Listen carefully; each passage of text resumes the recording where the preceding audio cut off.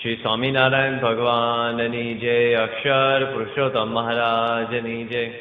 ગુણાતીતાનંદ સ્વામી મહારાજની જય. ભગતજી મહારાજની જય. શાસ્ત્રીજી મહારાજની જય. યોગીજી મહારાજની જય. પ્રમુખ સ્વામી મહારાજની જય.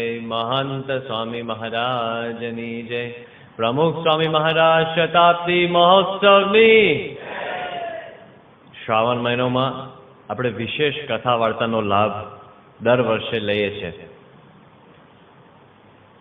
આમ જોઈએ તો આપણે આખા વર્ષ દરમિયાન કથા વાર્તાનો લાભ તો લેવાનો જ હોય છે, પણ શ્રાવણ મહિનામાં શા માટે વિશેષ કથા વાર્તા? તો આયુર્વેદમાં એક વાત આવે છે કે આપણે જમતા પહેલા જો પાણી પીએ તો જમતી વખતે ઓછું જમાય, જમતી વખતે વચ્ચે જો પાણી પીએ તો વધારે જમાય, અને જમ્યા પછી જો તરત જ ઝાઝું પાણી પીએ તો રોગ થાય અને બીજે દિવસે ના જમાય. દાખલા તરીકે આપણે સંકલ્પ કરીને બેઠા હોય કે આજે મારા 5 લાડવા જમવા છે બપોરે, પણ જમતા પહેલા 2 ગ્લાસ પાણીના પી લે તો 5ની જગ્યાએ 2 લાડવા જમાય, પણ વચ્ચે જો પાણી પીએ તો 5ની જગ્યાએ 7 લાડુ પણ અંદર જાય, અને 5 લાડવા જમ્યા પછી જો પાણી પીએ તો બીજે દિવસે ઉપવાસ કરવો પડે, કફ થઈ જાય. પાણી એકનું એક છે, પણ જે સમયે એનું સેવન થાય છે એના આધારે એનું ફળ જુદું મળે છે. એમ કથા વાર્તા તો 12 માસની એક કવાયત છે, પણ શ્રાવણ મહિનામાં ભગવાન સ્વામિનારાયણની વિશેષ આજ્ઞા છે કે વધારે કથા સાંભળવી. એટલે શ્રાવણ મહિનામાં વધારે કથા વાર્તાનો યોગ આપણે રાખીએ છીએ. કથા વાર્તાનો હેતુ તો એક જ છે. દર શ્રાવણ મહિનાની પારાયણ એક જ શરૂઆત થાય છે કે આપણે કથા સાંભળીએ છીએ શાંતિ માટે. એક આખ્યાનના આધારે આપણે થોડો વિચાર કરીએ, બહુ ઊંડા નહીં ઉતરે, કારણ કે દર વર્ષે તમે આ એકની એક વાત સાંભળો છો કે શાંતિ માટે આપણે કથા સાંભળીએ છીએ. બૃહદારણ્યક ઉપનિષદમાં યાજ્ઞવલ્ક્ય નામના ઋષિ છે. એમને એવું સાંભળ્યું હતું કે સંસારમાં સુખ છે, લગ્ન કરીએ એટલે સુખ આવે, એટલે એને 2 લગ્ન કર્યા. એ કે એક સુખ જો આવતું હોય લગ્નમાં તો આપણે 2 કરીએ તો ડબલ સુખ આવવું જોઈએ ને. પણ પરિણામ શું આવ્યું તો તમે બધા કલ્પી શકો. થોડાક સમય પછી એને થયું કે આમાં તો શાંતિ મળવી જોઈએ, પણ ઉલટું અશાંતિ જ વધતી જાય છે. એટલે એમને સંકલ્પ બીજો કર્યો કે હવે ઘર મૂકીને આપણે વનમાં જઈએ, વનમાં આપણે કંઈક આત્યંતિક શાંતિનો ઉપાય કરીએ. સંસારી થાવા જન થાય છે શુરો, પછી તે જન પસ્તાય છે પૂરો. પસ્તાવો આવી ગયો એટલે પછી એમને વિચાર કર્યો કે હવે મારા 2 પત્ની તો છે જ, પણ હવે વનમાં જતા રહેવું છે. એટલે બંને પત્નીને બોલાવ્યા, અને જે શ્રેષ્ઠ મોટી પત્ની હતી એમને વાત કરી કે તમે વ્યવહારમાં હોશિયાર છો અને ઘરનું કામકાજ કરવામાં તમે બધી રીતે કુશળ છો, એટલે આ ઘર અને ઘરનો આખો કારભાર અને અતિથિઓની સેવા કરવી એ બધી જવાબદારી હું તમને આપી દઉં છું. અને બીજી પત્ની હતી યાજ્ઞવલ્ક્યે કહ્યું કે તમને એટલો બધો વ્યવહારમાં સૂઝ નહીં, રસ પણ નથી, એટલે તમને આટલા પૈસા આપી દઉં છું, આ પૈસા તમે રાખો અને જે કંઈ વસ્તુ તમારે જોઈએ છે એ તમે લઈ શકો અને એમાંથી તમને શાંતિ મળશે, હું તો વનમાં જતો રહું છું. પહેલી પત્ની તો રાજી થઈ ગઈ કે ચલો આખું ઘર મારું થઈ ગયું અને આટલા પૈસા અને આટલું બધું આ જવાબદારી મને મળી ગઈ છે, એ તો નીકળી ગઈ. પણ બીજી પત્ની હતી, એ બીજી પત્નીનું નામ મૈત્રેય હતું. મૈત્રેય યાજ્ઞવલ્ક્ય ઋષિને પ્રશ્ન પૂછેલો કે તમે મને આ બધા પૈસા આપો છો અને કહો છો કે આમાં શાંતિ છે, તો તમે શું કામ પૈસા મૂકીને વનમાં જાઓ છો? તમારા જ છે, પૈસામાંથી શું શાંતિ મળે? એટલે ઋષિએ કહ્યું કે જો અત્યારે તમારા સવારે કપડાં ધોવા હોય ને તો તમારા હાથમાં ધોકો લેવો પડે છે, બ્રશ રાખવો પડે, સાબુ ઘસો છો, બાહો રહી જાય છે. પૈસા હોય એટલે વોશિંગ મશીન, કેટલી શાંતિ. અત્યારે તમારે રોજ સવારે વહેલા ઉઠીને મારા માટે થેપલાને સૂકી ભાજી કરવા પડે છે, પણ જો પૈસા હોય એટલે 4 દિવસને એક સાથે બનાવી દો અને જેટલા વધ્યા ફ્રીજમાં મૂકી દો. અને મને ઠંડુ ના ભાવતું હોય તો પૈસા ના હોય તો તમારે રોજ પછી ચૂલા પ્રગટાવવા પડે અને ગરમ ગરમ રસોઈ મને જમાડવી પડે. પણ હવે પૈસા હોય તો માઇક્રો ઓવન લઈ લો અને એ થેપલાને એ સૂકી ભાજી માઇક્રો ઓવનમાં મૂકી દો એટલે 2 મિનિટમાં ગરમ રસોઈ. કેટલી શાંતિ તમને મળી ગઈ. દિવસના તો 10-12 કલાક એમને એમ બચી ગયા. કેટલી બધી શાંતિ. ઓહો, શાંતિના ગાળે ગાળા તમને મળી જશે. મૈત્રેયને થયું કે આટલી બધી શાંતિ જો ફ્રીજમાં ને વોશર ડ્રાયરમાં ને માઇક્રો ઓવનમાં હોય તો તમે શું કામ બધું મૂકીને વનમાં જાઓ છો? યાજ્ઞવલ્કે આ પ્રશ્ન સાંભળ્યો અને એમને કહ્યું કે જો હું તમને જે શાંતિ આપું છું અને મારે જે શાંતિ જોઈએ છે એમાં ફેર છે. શાંતિ શાંતિમાં ફેર છે. જેટલા માયામાં કઈ સુખ લખેલું છે એ દુઃખ વિનાનું હોય નહીં.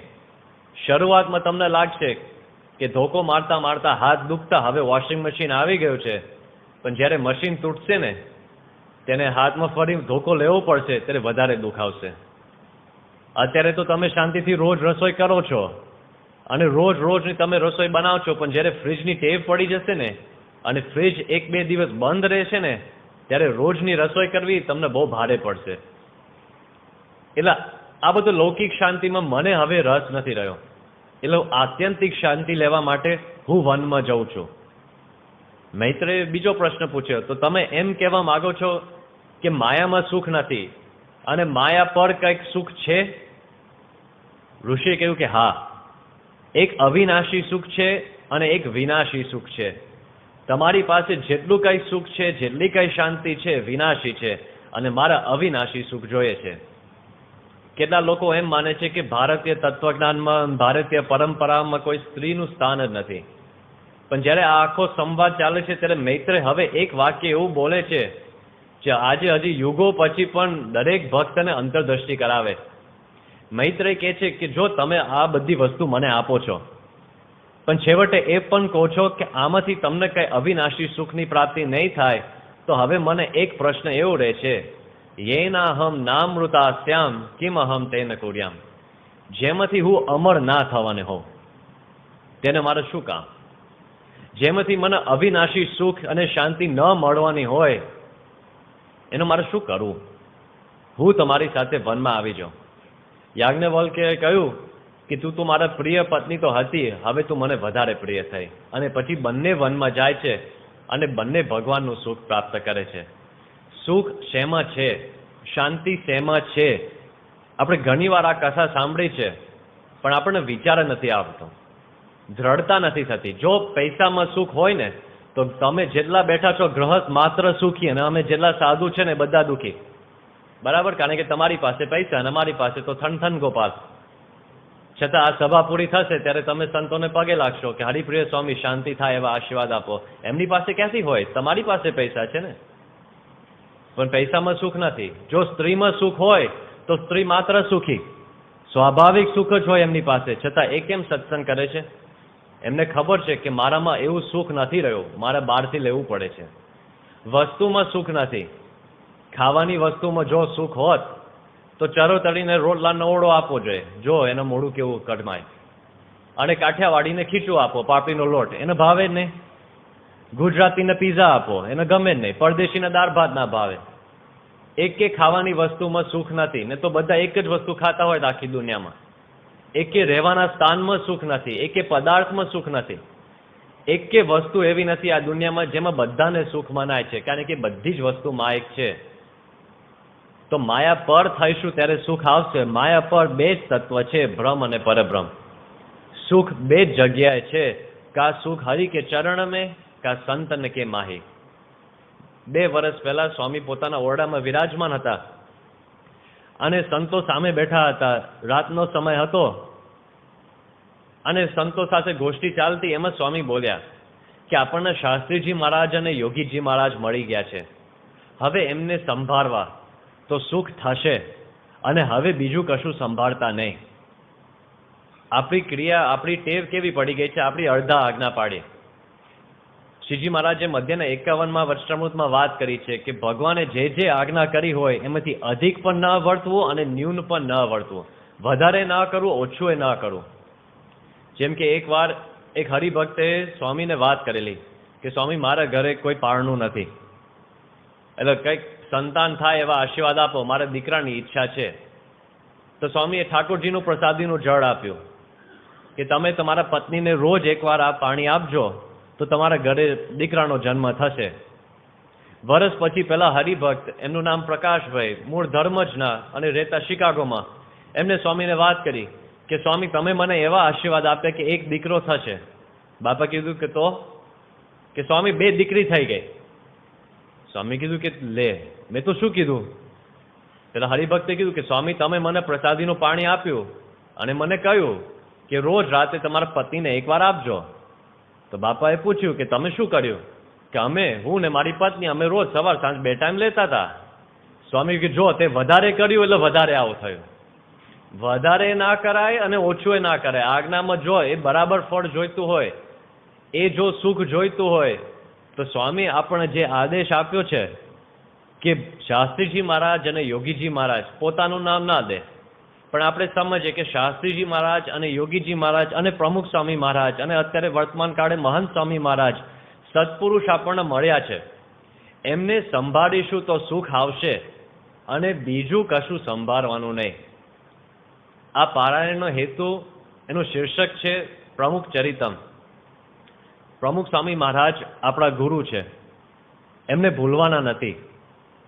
મહાન સ્વામીમાં અંતર્નિહિત થયા એનો અર્થ એમ નથી કે આપણા જૂના ગુરુને ભૂલી જવાના.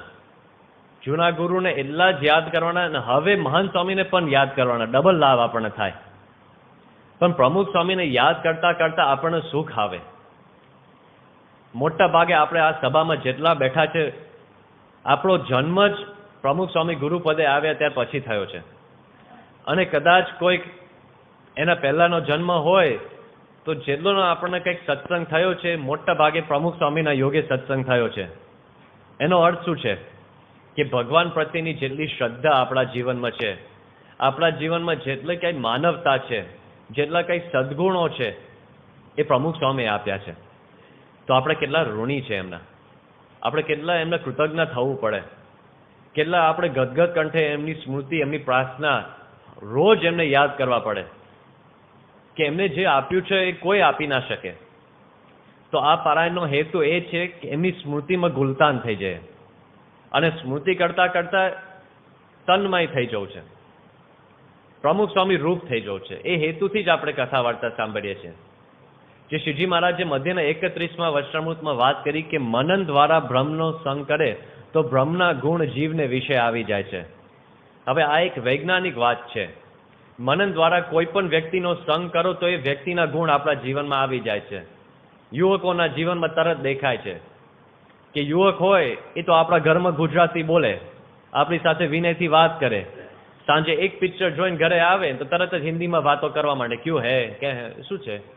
3 કલાક કોઈક અભિનેતાનો સંગ કરીને આવ્યો છે અને તરત જ આપણા ઘરમાંથી ગયા ત્યારે અમિત હતો અને ઘરમાં પાછો આવ્યો અમિતાભ થઈ ગયો. ક્યાંથી થયું? મનન દ્વારા સંગ કર્યો એટલે તરત જ અભિનેતાના ગુણ આવી ગયા છે. તો આપણે 7 દિવસ પર્યંત અખંડ મનન દ્વારા બ્રહ્મનો સંગ કરીશું તો બ્રહ્મના ગુણ આપણા જીવનને વિશે આવે. આ પારાયણની પ્રથા, એની પ્રણાલિકા આપણે કેવી રીતે રાખીશું? રોજ પારાયણની શરૂઆતમાં કથા વાર્તાનો કંઈક મહિમા આપણે સાંભળીશું. જેમ કે અત્યારે આપણે આ યાજ્ઞવલ્ક્યનું આખ્યાન વિચાર્યું, પછી એક વચનામૃતના આધારે સ્વામીએ જે લાભ આપ્યો છે, વિશેષ કરીને છેલ્લા 3 વર્ષમાં સારંગપુરમાં જે લાભ આપ્યો છે એની સ્મૃતિ આપણે કરીશું. એટલે આજે તો સારંગપુર સુધી પહોંચાડવાના છે, પણ સ્વામીએ બહુ વિચરણ કર્યું છે. એટલે એ વિચરણને નિરૂપણ કરતા એક વચનામૃતનું આપણે વાંચન કરીએ. સ્વામિનારાયણ હરે વચનામૃત ગરડા અંત્ય પ્રકરણનું 26મું. મન ઇન્દ્રિયોને દાબીને વર્તે તેવા સંતનો. સ્વામિનારાયણ હરે સંવત 1885ના કારતક સુધી એકાદશીને દિવસ સ્વામી શ્રી સહજાનંદજી મહારાજ શ્રી ગરડા મધ્યે દાદા ખાચરના દરબારમાં શ્રી ગોપીનાથજીના મંદિરને વિશે વિરાજમાન હતા ને સર્વ શ્વેત વસ્ત્ર ધારણ કર્યા હતા અને પોતાના મુખારવિંદની આગળ પરમહંસ તથા દેશ દેશના હરિભક્તની સભા ભરાઈને બેઠી હતી. પછી શ્રીજી મહારાજે એમ વાર્તા કરી છે, ભગવાનની પેઠે સેવા કરવા યોગ્ય એવા જે સંત તે કેવા હોય? તો ઇન્દ્રિયો, અંતઃકરણ આદિક જે માયાના ગુણ, તેની જે ક્રિયા તેને પોતે દાબીને વર્તે, પણ એની ક્રિયા એ કરીને પોતે દબાય નહીં ને ભગવાન સંબંધી ક્રિયાને જ કરે ને પંચ વર્તમાનમાં દ્રઢ રહેતા હોય ને પોતાને બ્રહ્મરૂપ માને ને પુરુષોત્તમ ભગવાનની ઉપાસના કરે, એવા જે સંત તેને મનુષ્ય જેવા ન જાણવા અને દેવ જેવા પણ ન જાણવા. કેમ જે એવી ક્રિયા દેવ મનુષ્યને વિશે હોય નહીં, અને એવા સંત મનુષ્ય છે તો પણ ભગવાનની પેઠે સેવા કરવા યોગ્ય છે. માટે જેને કલ્યાણ નો ખપ હોય એવા જે પુરુષ, તેને એવા સંતની સેવા કરવી. શ્રીજી મહારાજના સમયમાં મહારાજનું જ એટલું બધું ઐશ્વર્ય, એટલો બધો પ્રતાપ અને પ્રભાવ હતો કે મહારાજ સિવાય કોઈ પરમહંસનું મન બીજે જાય એ અશક્ય જેવું લાગે. સમાધિ પ્રકરણ ચલાવ્યું, મહિના સુધી હરિભક્તો સંતોને સમાધિમાં રાખે. મહારાજ તો ચમત્કારો દેખાડતા હતા, એટલા બધા ચમત્કારો કે પરમહંસો તો મહારાજ સામું જ જોઈ રહેતા. પણ જે કોઈ પરમહંસ હતા, જે મહારાજનો યથાર્થ અભિપ્રાય, રહસ્ય અને રુચિ અને સિદ્ધાંતને જાણકાર હતા, એ બધા સમજતા હતા કે મહારાજના સમકક્ષ એક સંત છે જે ભગવાનની પેઠે સેવા કરવા યોગ્ય છે. આપણે ઉદાહરણ તરીકે નિષ્કાંત સ્વામીનો વિચાર કરીએ તો નિષ્કાંત સ્વામી એમણે તો પ્રતિજ્ઞા લીધેલી કે મારા હાથ મહારાજના ગુણગાન સિવાય બીજાના ગુણગાન નહીં લખે, કે મારા હાથ તો એવા છે કે મહારાજને હાથ જોડશે પણ એ સિવાય બીજા કોઈને હાથ નહીં જોડે. મારી આંખો તો મહારાજના દર્શન સિવાય બીજાના દર્શન નહીં કરે. મારું મસ્તક તો મહારાજ સિવાય બીજાને નહીં નમે. મારા પગ મહારાજના દર્શન માટે સિવાય બીજા કોઈના માટે નહીં ચાલે. આવી પ્રતિજ્ઞા લીધેલી અને છેલ્લે સંકલ્પ કરેલો કે હરિગુણ ગાતા છૂટે મારું તન, એમાં મગન છે મારું મન. બસ ભગવાનના જ ગુણ ગાવા છે મારે. આવા પ્રતિજ્ઞાવાળા નિષ્કાંત સ્વામી જ્યારે મહારાજના ચરિત્રનો ગ્રંથ ભક્ત ચિંતામણી લખવા બેઠા હતા, ત્યારે લક્ષ્મીવાડીના એક મકાનમાં નીચે ગ્રાઉન્ડ ફ્લોર ઉપર નિષ્કાંત સ્વામી રહેતા અને પહેલા માળ ઉપર મહારાજનો અવતારો હતો. નિષ્કાંત સ્વામી એક પ્રકરણ લખતા જાય અને પછી મહારાજને દેખાડતા જાય. તો પહેલું પ્રકરણ લખ્યું કે મહારાજ આપનો મહિમા અપાર છે, તમારા પ્રતાપ થકી પાંગરૂ પર્વત ચડે, તમારા પ્રતાપ થકી અંધને આંખ્યો જડે, તમારા પ્રતાપ થકી મુખે વેદ ભણે, તમારા પ્રતાપ થકી તો રંક તે રાજા બને. અને આ પ્રકરણ મહારાજને આપ્યું. મહારાજે કહ્યું કે બરાબર છે. હવે તરત બીજું પ્રકરણ આવ્યું. નિષ્કાંત સ્વામી આખું પ્રકરણ લખ્યું અને પછી એ બીજું પ્રકરણ એનું પાનું મહારાજને આપ્યું અને મહારાજે એ પાનું નિષ્કાંત સ્વામીની હાજરીમાં વાંચ્યું અને એમાં તો મહારાજનો મહિમા લખ્યો જ નહોતો. એમાં તો શબ્દે સંત કૃપાએ સુખ ઉપજે, સંત કૃપાએ સરે કામ, સંત કૃપાથી પામીએ પૂર્ણ પુરુષોત્તમ ધામ. મહારાજને કેવું લાગે, મારા હાથે તે દીક્ષા લીધી છે, મારા કપડાં પહેરે છે, મારું ભજન કરે છે, મારા મંદિરમાં રહે છે, મારા ઉતારાની નીચે તારો ઉતારો છે અને મારું ધામ લેવું છે, પૂર્ણ પુરુષોત્તમ ધામ. અને છતાં લખે છે કે સંત હશે તો થશે, સંત આશીર્વાદ આપે તો થાય, સંત કૃપા વિના કહો પામે ગુણ. સંતના જ આશીર્વાદ માગ કરો છો, મારા નહીં. અને મહારાજે આ વાંચ્યું અને કહ્યું કે નિષ્કાંત સ્વામી પાસ, બરાબર લખ્યું છે તમે. એ આખો ભક્ત ચિંતામણી ગ્રંથ જેમાં પાને પાને સંતનો મહિમા લખ્યો છે એ મહારાજની હયાતીમાં લખેલો છે. એમને પદો લખ્યા છે, ધન્ય ધન્ય એ સંત સુજાનડે, જેનું ઉલટી પલટ્યું આપ, સંત તે સ્વયં હરિ. નિષ્કાંત સ્વામી મહારાજની હયાતીમાં લખેલું પદ છે. બ્રહ્માનંદ સ્વામીએ લખ્યું છે કે હરિ સમ સબ દુઃખ હોય, કે ભગવાન તમારા જેવા આ સંત છે. મહારાજની હયાતીમાં બધું લખેલું છે. એટલે પરમહંસો જાણતા કે એક સંત છે જે મહારાજ બરાબર છે, મહારાજ જેવા જ છે. પણ એ સંત કોણ? કોઈ એમને ના માની લે કે હમ બી દેચ, અમે પણ એવા સંત છે, કારણ કે અમે ભગવા કપડાં પહેરીએ છીએ, અમે મુંડન કર્યું છે અને અમારા નામ આગળ સાધુ શબ્દ તો લખાય છે, તો અમે એવા છે. કોઈકને ભૂલે ચૂકે પણ એવો આભાસ ના થાય એના માટે મહારાજે બધા લક્ષણો મૂક્યા છે. એ લક્ષણોનો નિષ્કર્ષ આપણે કાઢીએ તો એક વસ્તુ દેખાય છે કે ઇન્દ્રિયો અંતઃકરણના ભાવ દાબીને વર્તે એવો જે સંત હોય ને, એ દેવ જેવા નથી, એ મનુષ્ય જેવા નથી, કારણ કે એવી ક્રિયા દેવ અને મનુષ્યમાં નથી. એ તો ભગવાન જેવા પુરુષ છે.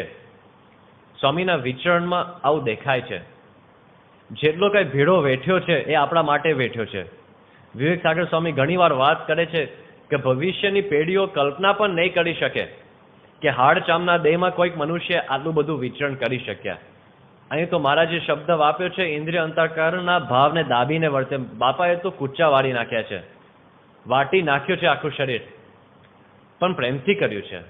આશ્ચર્યની વાત એ છે, જેમ કે એકવાર સ્વામી અમદાવાદ પધારેલા અને રાતના લગભગ 11:15 વાગ્યા હતા. 10:30 વાગે મંદિરમાં આવ્યા, ઠાકોરજીના દર્શન કર્યા, સભા મંડપમાં આવ્યા અને સ્વામીના સભા મંડપ સ્વામીની આગળ એક ઘડિયાળ, એ ઘડિયાળ ઉપર લખેલું હતું કે 11:15 અને દિવાલ ઉપર બીજી ઘડિયાળ હતી, એની ઉપર લખેલું હતું 11:05 જેવું. જે મારા જે વચનામૃતમાં વાત કહી છે ને, એક અવસ્થામાં બે અવસ્થા, સારંગપુરનું 6ઠું વચનામૃત, એમ એક સભા મંડપમાં બે ટાઈમ ઝોન આવું બની શકે. એટલે બાપાએ આ જોયું અને બાપા થોડા હસ્યા. એમાં એક હરિભક્ત સભામાંથી ઉઠ્યા અને એમને વાત કરી કે સ્વામી આપનું તો રોજ આવી ધામધૂમ ને.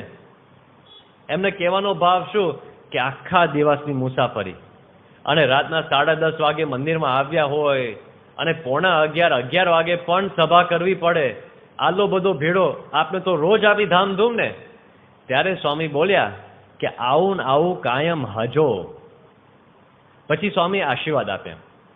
આશીર્વાદમાં સ્વામી એક પ્રસંગ કહેલો કે શ્રીજી મહારાજ એકવાર ગરડામાં વિરાજમાન હતા અને ગઢપુરથી એમને ચરોતર તરફ જવું હતું. એટલે પરમહંસો હરિભક્તોનો સંગ લઈને મહારાજ નીકળ્યા અને એમાં વચ્ચે એકાદશીનો દિવસ આવ્યો. કાઠિયાવાડના પ્રદેશમાં એકાદશીનો દિવસ આવ્યો એટલે મહારાજે કહ્યું આજે આપણે વિશ્રામ કરીએ, આજે બધાને નિર્જળા ઉપવાસ છે. પણ ગામના હરિભક્તોની ઈચ્છા હતી કે આપણે મહારાજ બધા સંતો હરિભક્તોને છૂટ આપો તો અમે બધાને જમાડીએ. મહારાજે કહ્યું કે અમારા સંતો ઉપવાસ કરશે પણ આ કાઠી દરબારોને તમે જમાડો. તો કાઠી દરબારો વિચારમાં પડી ગયા. હવે એકાદશીનો દિવસ હોય તો શું જમાડે? બટાકાની સૂકી ભાજી હોય કે બટાકાનું ડફાકીનું શાક હોય કે બટાકાના ચિપ્સ હોય કે બટાકાને કાતરી હોય, છેવટે તો છે બટાકા જ. ગમે તે આકાર તમે તરો કે શેકો કે બાફો, પણ છે તો બટાકા, શું આપશે બીજું? એટલે પછી ઉદાસ થઈને પંગતમાં બેઠા અને બટાકા આવી સાદી રસોઈની આશા હતી અને એમાં હરિભક્તો પંગતમાં નીકળ્યા. કોઈક પેંડા લઈને નીકળ્યા, બીજા હરિભક્ત બરફી લઈને નીકળ્યા, ત્રીજા હરિભક્ત બીજા બધા મેવાયો લઈને નીકળ્યા, મીઠાઈઓ લઈને નીકળ્યા. અને કાઠી દરબારોનો તો કેટલું સુખના ઢગલા થવા માંડ્યા. પેટ ભરીને બધા જમ્યા અને સાંજે સભા થઈ. કાઠી દરબારોનો તો આખો દિવસ આ બધી સારી સારી વસ્તુ ખાવાની. એટલે એક પક્ષમાં જે ભક્તો બેઠા હતા એ બધા મલકાતા અને આ બાજુ પરમહંસો બેઠા હતા, એમને તો નિર્જળા ઉપવાસ, એટલે થોડા થાકેલા હતા. મહારાજે આ દ્રશ્ય જોયું એટલે મહારાજે દરબારોને પ્રશ્ન પૂછ્યો કે અમારી એકાદશી તમને કેવી લાગી? એટલે દરબારોએ કહ્યું કે મહારાજ આવી એકાદશી કાયમ હજો. આવી તો એકાદશી આપણને રોજ ગમે. બાપાએ આ પ્રસંગ કહીને આપણને શું સમજાયું કે આ ભીડો પડે છે ને, આ ભીડો રોજ પડે છે ને, મને કાંઈ વાંધો નથી. મને પેંડા જેવું, બરફી જેવું, કાજુ કતરી જેવું લાગે છે.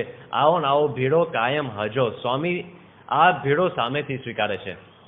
77ની સાલમાં સ્વામીએ વિચરણ કર્યું, અમેરિકાનું વિચરણ. અમેરિકા શબ્દ પડે આપણા મનમાં માનસપટ ઉપર તો સુખ સાયદી દેખાય.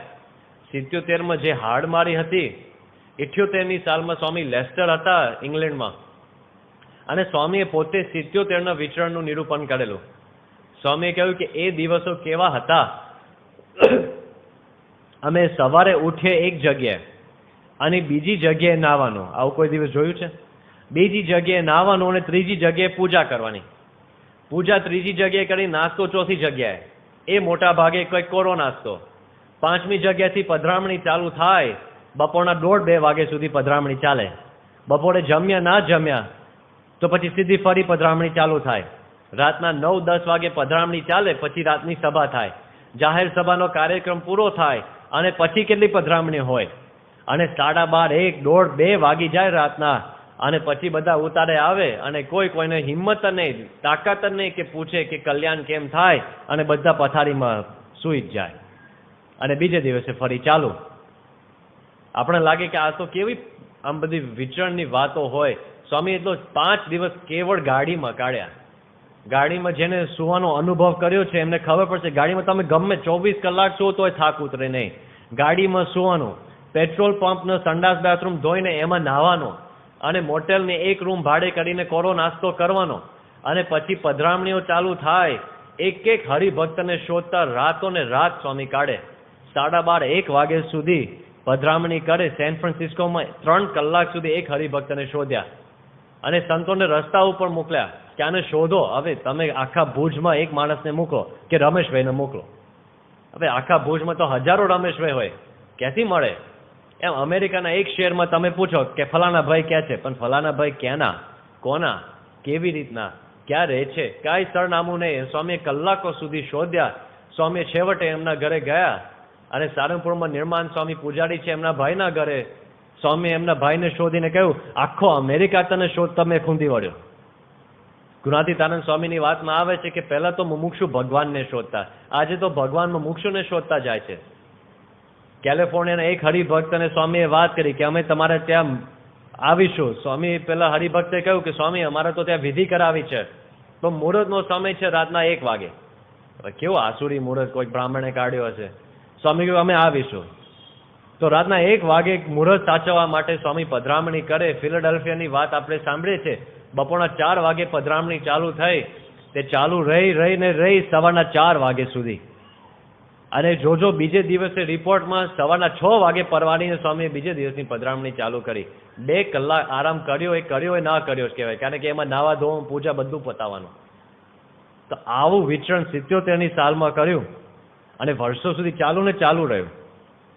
1980ની સાલમાં સ્વામી અમદાવાદમાં હતા અને અમદાવાદમાં હરિકૃષ્ણ મહારાજની મૂર્તિના દર્શન કરતા સ્વામી ગર્ભગૃહની અંદર હતા અને બાજુમાં બાલમુકુંદ સ્વામી હતા. અને સ્વામી જ્યારે દર્શન કરતા ત્યારે પોતાની આંખો આમ ખેંચે. બાલમુકુંદ સ્વામી બાજુમાંથી જોયું કે સ્વામીના આંખમાં કંઈક તકલીફ છે. એમને પ્રશ્ન પૂછ્યો કે સ્વામી શું થાય છે આંખમાં? સ્વામીએ ખાલી આટલી વાત કરી કે બપોરના 12 વાગ્યા હોય, ધોળો દિવસે હોય તો પણ મને રાત જેવું અંધારું લાગે છે. એમ કહીને સ્વામી નીચે પગથિયે ઉતરી ગયા. હવે એ દિવસે એક હરિભક્તના ઘરે પધરામણી હતી. એ હરિભક્તનું નામ અક્ષયભાઈ હતું. અક્ષયભાઈ વર્ષોથી સ્વામીને વિનંતી કરતા કે મારા ઘરે પણ કોઈ દીકરો નથી, તો તમે મને આશીર્વાદ આપો. તો સ્વામી આશીર્વાદ પણ આપતા જાય કે તમારા ઘરે દીકરો થશે, પણ દીકરો થાય જ નહીં. સમયાંતરે એમને કથા વાર્તા સાંભળીને સમજાઈ ગયું કે જે સુખ થાય દુઃખ જનને તે આપે નહીં કેદી હરી. અત્યારે જો સુખ લાગતું હોય કે મને દીકરો આપ્યો, તો પાછળથી આ જ દીકરો મારો ગળું દાબી નાખશે, એના કરતાં ના આપે ભગવાનની દયા જ છે. એટલે સમજાઈ ગયું. પછી બાપાને વિનંતી કરી કે બાપા હવે મારા ઘરે દીકરો થવાનો નથી અને મારા એવા સંકલ્પો પણ નથી, તો મારે શું કરવું? સ્વામી કહ્યું આ જેટલા સંતો છે ને તમારા દીકરા, એને તમારા ઘરે લઈ જવા, લાડ લડાવવા. તો પેલા હરિભક્ત અક્ષયભાઈ કહ્યું કે સ્વામી શરૂઆત તમારાથી, તમે અમારા ઘરે પધરામણીમાં આવો. સ્વામી કહ્યું અમે આવીશું. આ દિવસે અક્ષયભાઈના ઘરે પધરામણીમાં જવાનું હતું. હવે બપોરે બાલમુકુંદ સ્વામીને આવી વાત કરી. એટલે બાલમુકુંદ સ્વામી અક્ષયભાઈને વાત કરી કે તમે સ્વામીને ના પાડજો કે તમારા ઘરે ના આવે, કારણ કે આંખમાં કંઈક તકલીફ છે. અક્ષયભાઈ બાપા પાસે ગયા. એમણે કહ્યું કે સ્વામી આપ આજે મારા ઘરે પધરામણીનું આયોજન કર્યું છે પણ ના પધારતા. સ્વામી કેમ? કે સ્વામી આપના આંખમાં તકલીફ છે એવી વાત મેં સાંભળી છે. સ્વામી મને તો બધું વ્યવસ્થિત જબરજસ્ત દેખાય છે. હમણાં તો 2 કલાક પહેલા આવું બોલતા હતા કે અંધારું જેવું છે, હવે બોલો છો કે બધું જબરજસ્ત દેખાય છે. અક્ષયભાઈ કહ્યું કે સ્વામી હજી મારા ઘરનું કામ ચાલે છે એટલે લાઇટ નથી. સ્વામી કે મને બધું દેખાય છે, હું આવીશ. અને ત્યાં ગયા, પધરામણી કરી. જો દેખાતું નથી છતાં પધરામણી કરે છે. મંદિરે આવ્યા, થોડોક સમય વીતી ગયો. થોડા દિવસ, અઠવાડિયા પછી વાત નીકળી કે આપણે વિશ્વની યાત્રામાં જવાનું છે. સ્વામી અમદાવાદ, ગુજરાતથી લંડન ગયા, ત્યાં કેટલાક મહિના રહ્યા. અમેરિકા ગયા, ત્યાં કેટલા મહિના સુધી વિચરણ કર્યું અને ફિલાડેલ્ફિયામાં એક સભા પૂરી કરી. સાંજનો સમય હતો, સભા પૂરી થઈ. પહેલા માળથી સ્વામી ગ્રાઉન્ડ ફ્લોર ઉપર આવ્યા. મોજડી પહેરવા માટે ગયા અને ડાબી મોજડીમાં જમણો પગ અને જમણી મોજડીમાં ડાબો પગ મૂકી દીધો. બાજુમાં આ 1980ની સાલમાં એટલે નારાયણ ભગત હતા હજી, વિવેક સાગર સ્વામી. નારાયણ ભગતે આ જોયું એટલે એમને પૂછ્યું કે બાપા આ શું છે? આલુએ દેખાતું નથી. હવે જો આપણે ઊભા હોય અને જમીન ઉપર કીડી હોય એ ના દેખાય કદાચ, પણ આ મોજડી ના દેખાય કેવી રીતે બને? મોજડી તો મોટી વસ્તુ છે ને, એ તો ચશ્મા ન પહેર્યા હોય તોય દેખાય. એટલે સ્વામીને વાત કરી કે સ્વામી આલુએ દેખાતું નથી. સ્વામીએ કીધું કે જો દૂરથી કોઈક આવતો હોય તો મને ભગવું ભગવું દેખાય, બાજુમાં આવીને વાત કરે ત્યારે ખબર પડે છે કે આ આત્મ સ્વરૂપ છે કે આ નારાયણ મુનિ છે. નારાયણ ભગતને થયું કે આટલી ખરાબ બીમારી છે. વિચરણ અટકાવ્યું. તાત્કાલિક બોસ્ટન લઈ ગયા નજીકના એક સારા હોસ્પિટલમાં. ડૉક્ટરને બતાવ્યું, ન્યુયોર્ક બતાવ્યું, 2 જગ્યાએ બતાવીને ડૉક્ટરે વાત કરી બોસ્ટનમાં. ડૉક્ટર હચિન્સન નામના ડૉક્ટર, એમને કહ્યું કે જો અત્યારે સ્વામીના મોતિયાનું ઓપરેશન કરાવવું પડશે. જો નહીં કરીએ ને તો જામર થઈ જશે ને અંધાપો આવી જશે. સ્વામીને આ વાત કરી. સ્વામી કીધું કે આપણે કાંઈ વાંધો નથી, પણ ડૉક્ટર સાહેબને પૂછો ખરા કે આપણી વ્યવસ્થા થશે કે નહીં. એટલે એક હરિભક્તે ડૉક્ટરને વાત કરી કે પ્રમુખ સ્વામી મહારાજ છે, will his arrangements be done, એમની વ્યવસ્થા થશે કે નહીં. ડૉક્ટરે કહ્યું, એમને વિચાર્યું હશે કે આ બહુ મોટા ધર્મગુરુ છે, એટલે હવે વ્યવસ્થામાં શું, વીઆઈપી રૂમ, અલગ રૂમ કરી આપે એટલી વ્યવસ્થા બરાબર. એમને હા પાડી તરત જ કે હા એમની વ્યવસ્થા થઈ જશે. સ્વામીએ જોયું કે જે સહજતાથી હા પાડે છે ને એનો અર્થ જ એમ છે કે આપણી વ્યવસ્થા, એ શબ્દનો અર્થ આ સમજ્યો જ નથી. બાપા કીધું કે એને કહો આપણી વ્યવસ્થા એટલે શું, કોઈ સ્ત્રી હોવી ના જોઈએ, કોઈ સ્ત્રી નર્સ નહીં, કોઈ સ્ત્રી ડૉક્ટર નહીં. એટલે પહેલા હવે ડૉક્ટર હરિભક્તો બધાએ ખચકાતા વાત કરી કે સ્વામીની વ્યવસ્થા એટલે આ પ્રમાણેની વ્યવસ્થા. ડૉક્ટરે કીધું કે અમારી પાસે તો જેટલા નર્સ છે ને સ્ત્રી નર્સ છે. હવે 1980ની સાલમાં પુરુષ નર્સ એનું આમ ચલણ જ નહોતું, તો ક્યાંથી લાવવા. એટલે ડૉક્ટરને ભગવાનની દયાથી એક વિચાર આવ્યો. ડૉક્ટરે કહ્યું કે જો આપણે એવું કરીએ કે પ્રમુખ સ્વામી મહારાજ સભાન અવસ્થામાં હોય ત્યાં સુધી આપણે પૂછ હોય રૂમમાં, અને એક ડૉક્ટર એનેસ્થેટિક એ પુરુષ હશે, તો પછી બેભાન થશે ત્યારે હું મારા નર્સને બોલાવીશ, આખી શસ્ત્રક્રિયા પૂરી થશે, નર્સ નીકળી જશે, પછી સ્વામી સભાન અવસ્થામાં આવી જશે. આવું કરીએ. હવે આ તો શાસ્ત્ર સંમત વાતે આવી ગઈ, યોગાનું યોગ. કેટલાક ધર્મશાસ્ત્રમાં આ છૂટ આપી જ છે. સંતોએ બાપાને વાત કરી કે સ્વામી આપણે આવું કરીએ તો. સ્વામી કીધું કે સભાન હોવ કે બેભાન હોવ, સ્ત્રી નર્સ હોવો ના જોઈએ. જો ભ્રમરૂપ હોય છતાં પંચવર્તમાનમાં દ્રઢ રહે, એવું આ વચનામૃતમાં લખ્યું છે. પંચવર્તમાનની દ્રઢતા જોઈને રે તેની મદદ કરે મુરારી. બીજા આપણે એક ડૉક્ટર હરિભક્ત ડૉક્ટર વિનોદભાઈ, એ તે આ પ્રસંગમાં હાજર હતા. એમને વાત કરી કે ડૉક્ટર હચિન્સન જો તમે કહેતા હોત તો હું તમારો નર્સ બની જાઉં.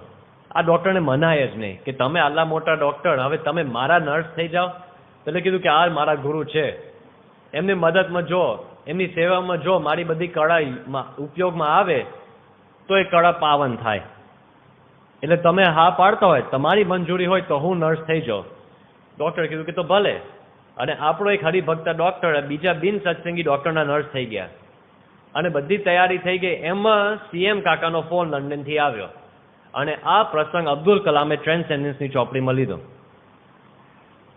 CM કાકાએ ફોન કરીને વાત કરી કે સ્વામી અમને એવા સમાચાર મળ્યા છે કે તમે મોતિયાનું ઓપરેશન કરવાના છો અમેરિકામાં, પણ મારા અંતરમાં એવી ઈચ્છા રહે છે કે જો તમે લંડન આવો અને લંડનમાં ઓપરેશન કરો તો સેવાનો લાભ અમને મળે. તો સ્વામીએ સંતોને વાત કરી કે એવું બને કે આપણે એક આંખની ક્રિયા અહીં કરીએ ને એક આંખની ક્રિયા લંડનમાં કરીએ, એવું થાય? એટલે સંતોએ કીધું કે બાપા આ ભક્ત વત્સલપણું તો હવે થોડા માટે તો સાઈડમાં મૂકી દો. આ તો આંખનો સવાલ છે, આ તો કંઈ સામાન્ય પ્રશ્ન નથી. આ તો ડૉક્ટર કહે છે કે હમણાં નહીં કરી તો જામર થઈ જશે. સ્વામીએ કીધું કે જો એવું નહીં થાય એટલે પછી બંને આંખની ક્રિયા ત્યાં બોસ્ટનમાં કરી. બંને આંખ ઉપર પાટા હતા અને જે દિવસે પાટા કાઢવાના હતા ડૉક્ટરે કીધું કે તમારે જમણી બાજુ બારી છે અને બહાર હરિયાળી વાતાવરણ છે, એની ઉપર તમે દ્રષ્ટિ કરો તો આંખને ઠંડક મળશે. બાપાએ કીધું કે ઠંડક બંડક કાંઈ જોઈતું નથી, ઠાકોરજીની મૂર્તિ મારા ખોળામાં મૂકો પહેલાં.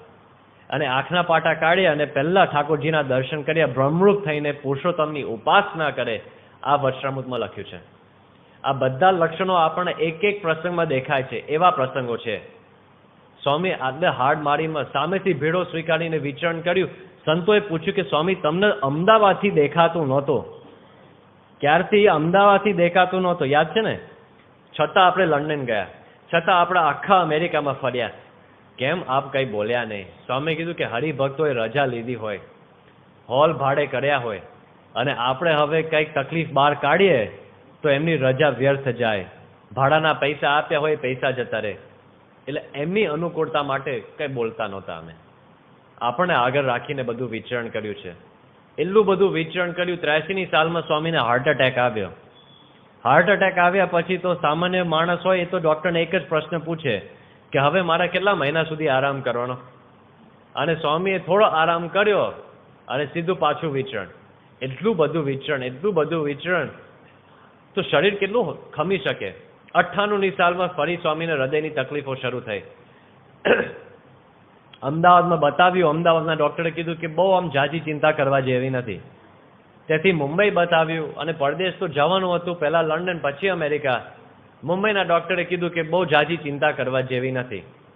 પણ યોગીચરણ સ્વામીના મનમાં ખબર કે સ્વામી કહે છે કે છાતીમાં જરાય દુખે છે. સ્વામી એવા પુરુષ નથી કે સામાન્ય દુખાવો હોય અને કંઈક વાત કરે. એમને 83નો અનુભવ ખરો ને કે ચાલુ હાર્ટ એટેકમાં ડાયાભાઈ ગજ્જરની પારાયણની વ્યવસ્થા કરે છે.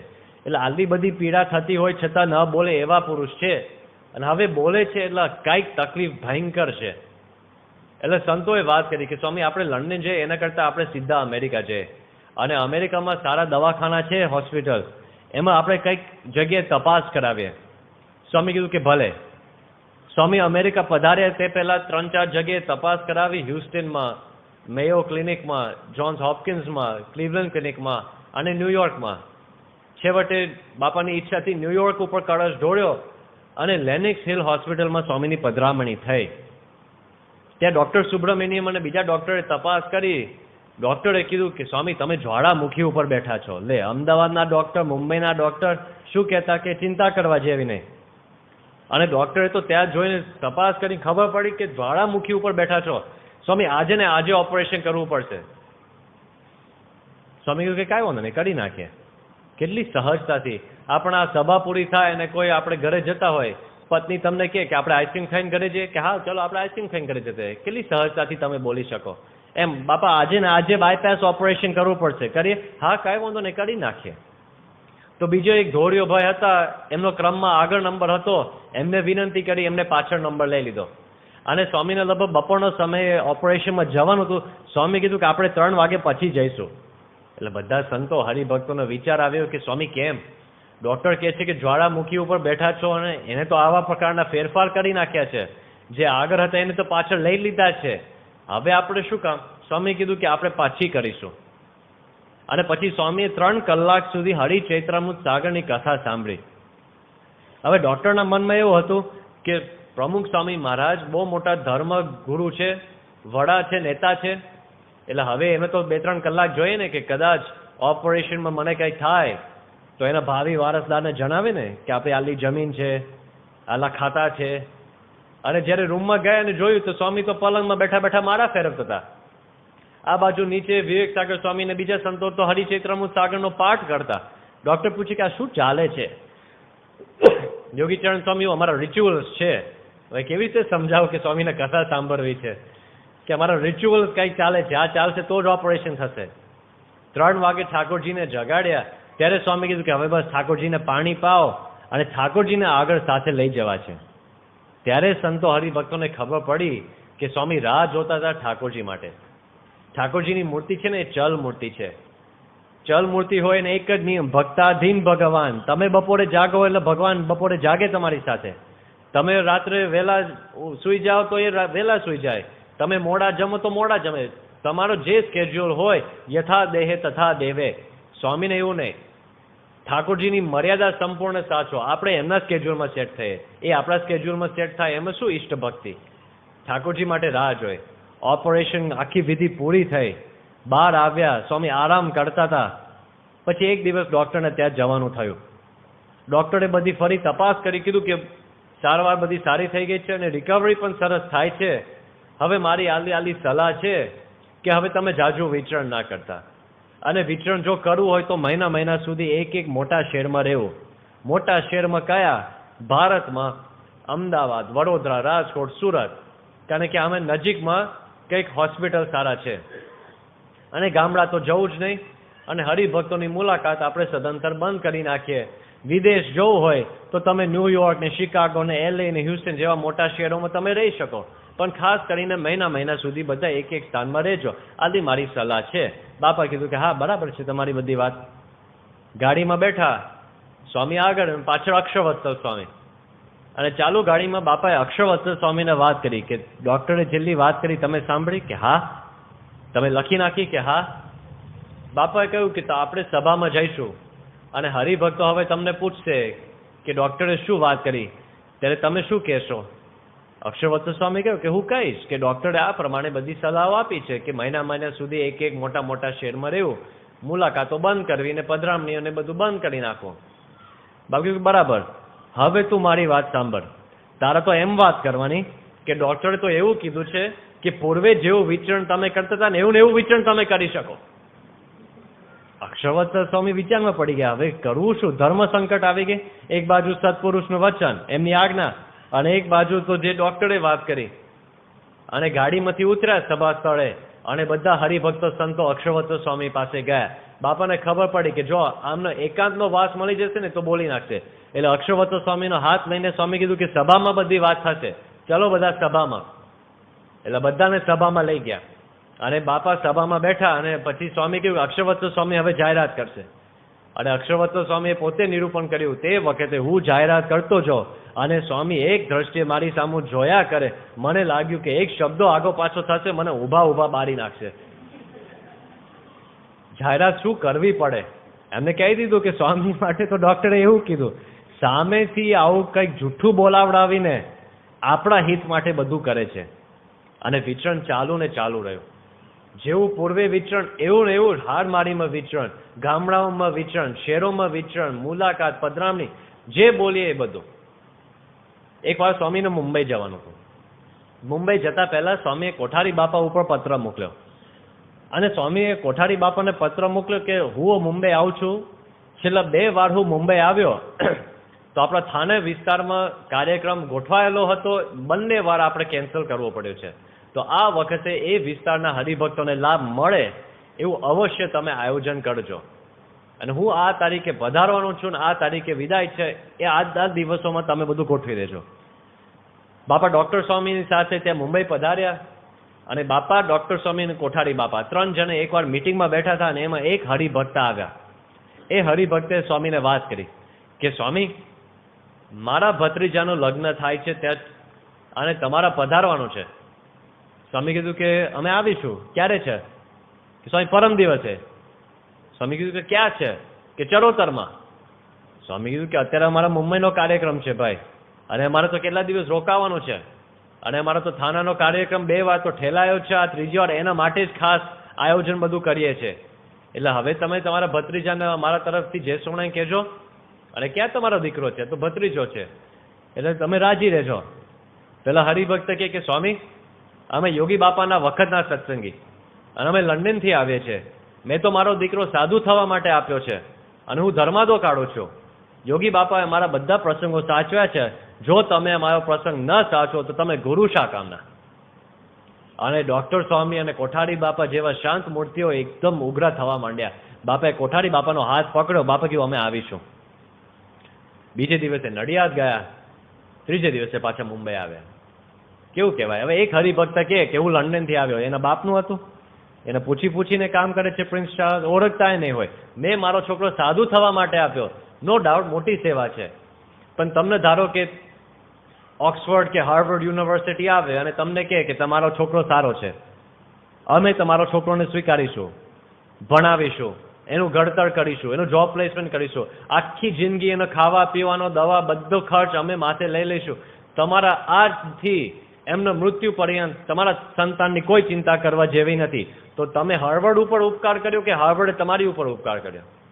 એમ તમે તમારો દીકરો સાધુ થવા માટે આપ્યો, પણ સ્વામીએ સ્વીકાર્યો એ કેટલી મોટી સ્વામીની સેવા. પણ ના, સ્વામી તમે મારા ઘરે ના આવો, મારા ભત્રીજાના લગ્ન પ્રસંગે ના આવો તો તમે ગુરુ શા કામના? આવું વિચરણ સ્વામીએ કર્યું. એક દિવસ મુંબઈ, બીજે દિવસે નડિયાદ, પાછા મુંબઈ. સ્વામી એકવાર વિચરણ કરતા હતા અને માતર તાલુકાના હરિભક્તો આવ્યા. માતર તાલુકાના હરિભક્તોએ આવીને વાત કરી કે સ્વામી, અમારા ગામમાં એક લગ્ન પ્રસંગ છે તો તમારે પધારવું પડશે. સ્વામી કહે ક્યારે? કે હવે 1-2 દિવસમાં છે. સ્વામી કહ્યું મારું તો અઠવાડિયા 10 દિવસનું વિચરણ ગોઠવાઈ ગયું છે. કે સ્વામી તમારે આવવું જ પડશે. સ્વામી કહે ભલે અમે આવીશું. સ્વામી ત્યાં ગયા, વરરાજાને આશીર્વાદ આપ્યા અને સાંજે જમવા બેઠા અને જોયું કે કશું નહીં. એક હરિભક્ત હાજર નહીં. સ્વામી કહ્યું, આ છે શું બધું? ક્યાં ગયા બધા? પછી એમ જ કૃષ્ણ વલ્લભ સ્વામી થાળ લઈને આવ્યા અને બધો કોરો કોરો નાસ્તો હતો. સ્વામી કીધું કે ક્યાં ગયું બધું? વલ્લભ સ્વામીએ વાત કરી કે સ્વામી આપણા માટે કંઈ સીધું નથી રાખ્યું. કે આ શું છે? તે સામે જેટલા યુવકો બેઠા હતા એમાંથી 2-3 યુવકો બોલ્યા કે સ્વામી આજે ગામ ધુમાડો બંધ રાખ્યો છે અને બધા હરિભક્તો, બધા માણસો, બધા લગ્નમાં ગયા છે અને ત્યાં જમણવાર છે. સ્વામી કહ્યું લે, એ લોકોનો ગામ ધુમાડો બંધ એટલે આપણોય બંધ. સ્વામી પછી યુવકોને વાત કરી કે તમે ત્યાં જમ્યા હો, એ તો કોળા ખડાકા છે. યુવકોએ કીધું કે સ્વામી હવે જે હોય, અમને તો આ દર્શનનું સુખ મળ્યા કરે છે. તો સ્વામીએ કોરો નાસ્તો કર્યો રાતનો અને પછી બીજે દિવસે સ્વામીને ત્યાં વિદાયનો સમય આવી ગયો. સ્વામીએ માથે પાગ પહેરી બધાને જે સોના કહીને સ્વામી દરવાજા પાસે આવ્યા અને એક હરિભક્તે સ્વામીના જમણા પગને પકડ્યો, બીજો હરિભક્ત સ્વામીનો ડાબો પગ, ત્રીજો હરિભક્ત સ્વામીની કેડ, ચોથો હરિભક્ત સ્વામીનો જમણો હાથ, પાંચમો હરિભક્ત સ્વામીનો ડાબો હાથ. અને સ્વામીએ જોયું કે આ શું છે બધું અને 5 હરિભક્તે સ્વામીને પકડ્યા. એક હરિભક્તે વાત કરી કે સ્વામી અઠવાડિયા પછી બીજો લગ્ન પ્રસંગ છે, પધારવું પડશે તમારે. સ્વામી કહે અમારે કેટલું બધું વિચરણ ગોઠવાઈ ગયું છે, તમે રહેવા દો હવે. સ્વામી જો તમે હા નહીં પાડો તો અમે તમને જવા નહીં દઈએ. સ્વામી કે હવે ભલે અમે આવીશું. અઠવાડિયા પછી ફરી માતર આવ્યા અને ફરી લગ્નના આશીર્વાદ આપ્યા. આવું વિચરણ કર્યું, એટલા બધું આવું વિચરણ કર્યું. સદગુરુ સંતો, ડોક્ટરો, હરિભક્તો બધાને વિચાર આવ્યો છેવટે કે સ્વામીની તબિયત આ બધું ખમી નથી શકતું. એટલે 2006ની સાલમાં સદગુરુ સંતો, વડીલ સંતોએ નિર્ણય લીધો અંદર કે હવે આપણે સ્વામીની મુલાકાત ચાલે છે ને, 3 ટાઈમ સ્વામી મુલાકાત આપે છે, એ 3 ટાઈમની જગ્યાએ સ્વામી 2 ટાઈમ મુલાકાત આપે તો એટલો આરામ સ્વામીને વધારે મળે. એટલે બધાએ અંદર સંમતિ લઈ લીધી. પણ સ્વામીને કોણ કે? એટલે બધાએ કહ્યું કે ડોક્ટર સ્વામી તમે બાપાને વાત કરો. ડોક્ટર સ્વામી કીધું હું સ્વામીને વાત ના કરું, આ વાત તો હું ના કરું. એટલે હવે કોણ કરે? એટલે બધા પછી સેકન્ડ ઓપ્શન નિખિલેશ સ્વામી તમે વાત કરો. એટલે કાર્તિક પૂનમનો ઉત્સવ થયો 2006ની સાલમાં બોચાસનમાં. ઉત્સવ પછી નિખિલેશ સ્વામીએ બાપાને વાત કરી કે બાપા સદગુરુ સંતો, ડોક્ટરો બધાને આવી એક ઈચ્છા રહે છે કે આપ અત્યારે 3 ટાઈમ મુલાકાત આપો છો, એ 3ના સ્થાને તમે 2 ટાઈમ મુલાકાત આપો તો સારું. અને સ્વામી તે વખતે બોલ્યા, સ્વામી કીધું કે 2 શું તમે 1 ટાઈમ મુલાકાત કરી નાખો ને તોય મને વાંધો નથી. નિખિલેશ સ્વામી આમ સાંભળી રહ્યા કે શું બોલ્યા સ્વામી, અણધાર્યો જવાબ.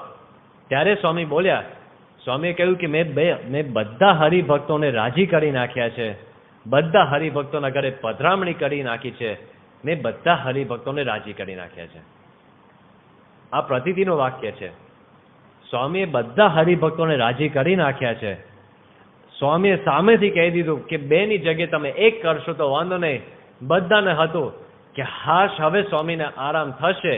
આ મીટિંગ પૂરી થઈ અને 1 કે 2 દિવસ પછી બીજી મીટિંગ ચાલુ થઈ કે આવતા વર્ષે શતાબ્દી વર્ષ છે, સંસ્થાની શતાબ્દી, તો આપણે વિશ્વની યાત્રા કાઢીએ તો કેવું છે? સ્વામી કીધું કે બરાબર. લંડનનું નક્કી થઈ ગયું, અમેરિકાનું નક્કી થયું, પણ આફ્રિકાનું દ્વિધામાં. ડોક્ટરે કીધું કે સ્વામી આફ્રિકા ના જવાય, કારણ કે આફ્રિકાના બધી હોસ્પિટલની વ્યવસ્થા છે ને એ બધી સારી નથી. સ્વામીએ પછી પ્રશ્ન પૂછ્યો કે સારંગપુર જવાય. તે વખતે સ્વામીએ પ્રશ્ન પૂછ્યો, આફ્રિકાની ના ચાલે છે. સ્વામીએ વચ્ચે શબ્દ નાખ્યો કે સારંગપુર જવાય. બાપા સારંગપુર, પછી ડોક્ટરે કીધું કે છેલ્લા કોટીનું ગામ આપણે ગણી લઈએ કે સારંગપુર જવાય, પણ આફ્રિકા તો ન જવાય. તો શું માનતા હશે આફ્રિકાને ડોક્ટરના મનમાં? એટલે સ્વામીએ પછી યોગીચરણ સ્વામીને પ્રશ્ન પૂછ્યો કે આફ્રિકા જવાય? યોગીચરણ સ્વામી સમજી ગયા, મર્મગ્ન સંત છે, એમને ખબર પડી ગઈ કે સ્વામી હવે મને બીજી વાર પૂછે છે, મને પૂછતા નથી, મને કહે જ છે કે તું આફ્રિકાનો રસ્તો શોધ. એટલે યોગીચરણ સ્વામીએ તરત જ બાપાને વાત કરી કે બાપા જો આ બધા ડોક્ટરોની ચિંતા એટલી છે કે ડોક્ટર એટલે બધા મેડિકલ સાધનો એની સગવડ હોવી જોઈએ, ડોક્ટર હાજર હોવા જોઈએ વગેરે વગેરે. આપણે આ બધા સાધનો વસાવીએ અને સાથે ફેરવીએ તો આપણે આફ્રિકા જઈએ કે સારંગપુર જઈએ, દુનિયાના ગમે તે છેડા ઉપર જઈએ, સાથે ડોક્ટર હોય, સાધન હોય, એટલે આપણે ગમે ત્યાં જઈ શકીએ. તો આપણે જવું હોય તો જવાય. બાપા કહ્યું કે હા જવું છે. અને પહેલા આફ્રિકા ઉપર ગયા. સ્વામી અમદાવાદથી પછી મુંબઈથી ક્યારથી અમદાવાદથી નીકળ્યા અને આફ્રિકા પહોંચ્યા. અને સ્વામીએ તો હમણાં થોડા મહિના પહેલા કીધેલું કે બે શું એક મુલાકાત કરી નાખો તોય મને વાંધો નહીં. આફ્રિકા ઉતર્યા પહેલે દિવસે 300 મુલાકાત, 3 ટાઈમ મુલાકાત. આફ્રિકામાં જે સ્થાન ઉપર રોજ 3 ટાઈમ મુલાકાત, 300, 500, 600, 700, 200 આવી રીતે રોજના ક્રમમાં ચાલે. ત્યાંથી લંડન ગયા, ત્યાંથી અમેરિકા ગયા અને ફૂલ મુલાકાત. સ્વામીએ બંધ કરાવ્યું, સ્વામીએ ફરી ચાલુ કરાવ્યું. એમને રોકી ના શકો. જે એમને કહ્યું કે આવું ને આવું કાયમ હજો, એમાંથી રહેવાય નહીં. હરિભક્તો સંતોની વાત આવે, દેહ આપી દીધો છે. અને પછી એ આખા વિશ્વની યાત્રા પૂરી થઈ, અમદાવાદ આવ્યા, ધામધૂમથી સંસ્થાનો શતાબ્દી મહોત્સવ પૂરો થયો અને ડિસેમ્બરના છેલ્લા દિવસો હતા અને સ્વામીને કહ્યું કે આપણે વોકિંગનું રાખીએ. સ્વામી કીધું આટલા બધા હરિભક્તો પરદેશથી આવ્યા છે અને આપણે રૂમમાં વોકિંગ કરીએ એના કરતાં જો આપણે મંદિરની પ્રદક્ષિણા ફરીએ તો પ્રદક્ષિણા ફરતા ફરતા બધા હરિભક્તોને દર્શન થાય ને આપણું વોકિંગ એ થાય તો ચાલે. સંતો કીધું કે બાપા બધું ચાલે, આપની ઈચ્છા હોય તો આપણે ત્યાં વ્યવસ્થા કરી નાખીએ. અને સ્વામીએ લગભગ 2 કે 3 પ્રદક્ષિણા ફરી અને મંદિરના પાછળના ભાગમાં સ્વામી ઊભા રહ્યા અને આખી છાતી દમણની જેમ ઊંચી નીચી થવા માંડે અને સ્વામી કશું બોલી ના શક્યા. સેવક સંતો સ્વામી પાસે દોડીને ગયા, સ્વામી શું થાય છે? સ્વામી એક જ શબ્દ બોલ્યા તે વખતે, સ્વામી ખુરશી. અને આવી પ્લાસ્ટિક ખુરશી બાજુમાં હતી નીલકમલ બ્રાન્ડની, એ સ્વામીની માટે મૂકી અને મંદિરના ચોકમાં સ્વામી બેસી ગયા. ડોક્ટરો સીધા ત્યાં જ તપાસવા આવ્યા. ખબર પડી ગઈ કે સ્વામીના હૃદયમાં અત્યારે એકદમ ગંભીર બીમારી છે અને 1 જાન્યુઆરી 2008ના દિવસે સ્વામી મુંબઈ ગયા અને ઘણા સમય સુધી સ્વામીએ ત્યાં વિશ્રામ લીલા એમને સ્વીકારેલી. તો સ્વામીના મનમાં એવું કે હજી કંઈક કરવું છે, સારંગપુર જવું છે, વિચરણ ચાલુ રાખવું છે. સ્વામી આરામ કર્યો, પાછા સારંગપુર આવ્યા. ફૂલોનો ઉત્સવ ધામધૂમથી બધા હરિભક્તો સંતોને લાભ આપ્યો. વિચરણ પાછું ચાલુ રાખ્યું. ક્યાં સુધી 2011ની સાલમાં સ્વામી ભરૂચમાં હતા અને તે વખતે પ્રસંગ બીજી બાજુ એવો બનેલો કે દર વર્ષે અમેરિકા અને લંડનના યુવકો ઉનાળાના દિવસોમાં શિબિર કરવા માટે ઇન્ડિયા પધારે છે. તો એ બધા આવ્યા હતા અને ગાંધીનગરમાં એ યુવકોની શિબિર હતી અને સ્વામી ભરૂચમાં હતા. ભરૂચથી સ્વામીએ સંતોને ફોન કર્યો કે આ યુવકો આવ્યા છે તો મારા દર્શન માટે તમે લઈ આવો. સંતોએ વાત કરી કે સ્વામી આયોજન તો છે જ, પણ આ શિબિર પૂરી થાય પછી અમે દર્શન માટે આવીશું. સંતોના મનમાં એવું કે સ્વામીને કદાચ ઉતાવળ હોય, પણ સ્વામીને આપણે સમજાવી દઈએ કે આયોજન છે એટલે એમની ચિંતા નહીં, મૂળ એમને આયોજનની ચિંતા હોય ઘણે ખરી. સ્વામી કીધું કે ના એવું નહીં, અત્યારે લઈ જાઓ. એટલે સંતોએ ફરી પછી કોઈ આગ્રહ કર્યો નહીં. એમને ખબર પડી કે સ્વામીની આજ્ઞા છે, રુચિ છે એટલે લઈ ગયા. બધા યુવકોને લઈ ગયા. એ દિવસે બધા યુવકોને દર્શન થયા. યુવકો પોતાના ઉતારામાં ગયા રાત્રે. આ બાજુ સ્વામી રાત્રે પોતાના ઉતારામાં સૂઈ ગયા અને રાત્રે એવી ગંભીર બીમારી ચાલુ થઈ ગઈ. યોગીચરણ સ્વામીને બોલાવ્યા, ડોક્ટરોને બોલાવ્યા અને 4 વર્ષ પહેલા જેટલા કંઈ મેડિકલ સાધનો વસાવ્યા હતા એ બધા સાધનો કાઢીને સ્વામીની રૂમમાં મૂકી દીધા અને સ્વામી ઉપર બધી ક્રિયાઓ ચાલુ થઈ. ખબર પડી ગઈ કે સ્વામીને હાર્ટ એટેક આવે છે અને પછી તાત્કાલિક બીજા સેવક સંતે કોઠારી બાપા અને બીજા સદગુરુ સંતોને રાતના લગભગ 1-1.5 વાગે જગાડ્યા. બધાને જગાડીને કહ્યું કે તમે સૌ મંદિરમાં ઠાકોરજી આગળ જાઓ અને પ્રાર્થના કરો. અત્યારે સ્વામીને એટેક આવે છે અને બહુ ગંભીર પરિસ્થિતિ છે. માંડ સવાર સુધી બધું સ્વસ્થ થઈ ગયું. સ્વામી આરામમાં હતા. સ્વામી જાગ્યા અને સ્વામીએ કહ્યું કે મને ઠાકોરજીના દર્શન માટે લઈ જાઓ. ડોક્ટરે કીધું કે સ્વામી કોઈ પણ ડોક્ટર આ સમયે તમને 24 કલાક સુધી પણ રૂમની બહાર જવા ના દે.